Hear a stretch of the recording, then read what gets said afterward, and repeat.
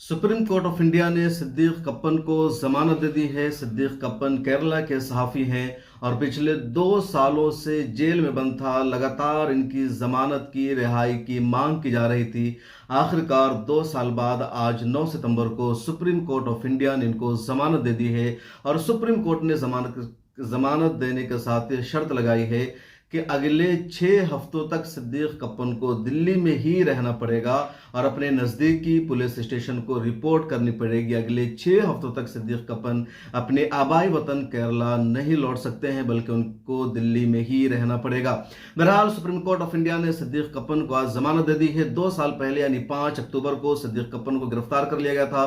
फिर 2 साल पहले यानी सितंबर 2020 में हाथरस गैंगरेप का मामला सामने आया था। एक दलित लड़की के साथ अप्रकाश लड़कों ने पहले रेप किया, फिर उसको जिंदा जला दिया।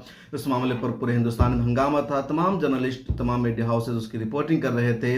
सिद्दीक कप्पन भी दिल्ली से अपने कुछ साथियों के साथ उसकी रिपोर्टिंग करने जा रहे थे, लेकिन उनको बीच रास्ते में ही रोक लिया गया। उनको गिरफ्तार करके जेल भेज दिया गया। बाद में यूएपीए लगा दिया गया और 2 साल तक सिद्दीक कप्पन को जेल रहना पड़ा। नहीं, 2 साल तकरीबन होने जा रहे थे, चूंकि 5 अक्टूबर को गिरफ्तार किया गया था और आज 9 सितंबर है, तो सिर्फ 1 महीना पहले 2 साल पूरे होने से कबल उनको आज रिहाई मिल गई है। इससे पहले फरवरी 2021 में अबूरी तौर पर 1-2 दिन के लिए जमानत मिली थी सिद्दीक कप्पन को। बीच में उनकी वालदा का इंतकाल हो गया। सिद्दीक कप्पन ने जमानत की अर्जी दाखिल की थी कि वालदा की नमाज जनाजा में शिरकत की इजाज़त दी जाए, लेकिन इजाज़त नहीं मिल सकी थी। बहरहाल अब सिद्दीक कप्पन को पूरे तौर पर जमानत मिल गई है, लेकिन कुछ सवाल है जिसका पूछना ज़रूरी है कि आखिर सिद्दीक कप्पन को किस जुर्म की सज़ा दी गई। सिद्दीक कप्पन आम सहाफ़ियों की तरह रिपोर्टिंग करने जा रहे थे, तो आखिर एक पत्रकार को पत्रकारिता करने से, रिपोर्टिंग करने से क्यों रोका गया? जब दसियों सहाफ़ियों ने, मीडिया हाउसेज ने रिपोर्टिंग की, तो फिर सिद्दीक कप्पन को ही क्यों जेल भेजा गया? कल पॉपुलर फ्रंट ऑफ इंडिया ने एक प्रेस रिलीज जारी करके कहा, दरअसल जब सिद्दीक कप्पन की जमानत की अर्जी पर सुप्रीम कोर्ट ऑफ इंडिया में समाअत हो रही थी, तो उत्तर प्रदेश की पुलिस ने जमानत की मुखालफत की और एक रिपोर्ट दाखिल करके कहा कि सिद्दीक कप्पन को जमानत नहीं मिलनी चाहिए। लेकिन सुप्रीम कोर्ट ऑफ इंडिया के चीफ जस्टिस ने उस पुलिस के एप्लीकेशन को रिजेक्ट कर दिया और कहा सिद्दीक कप्पन को अब जमानत मिलेगी।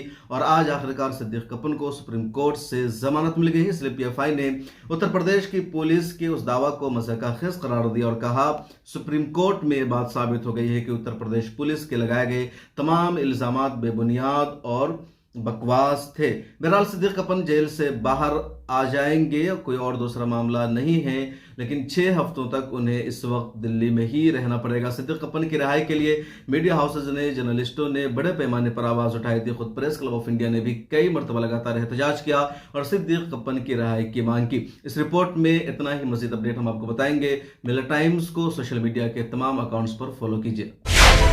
मिलत टाइम्स को आपकी ज़रूरत है, हमारी आप माली मदद करें।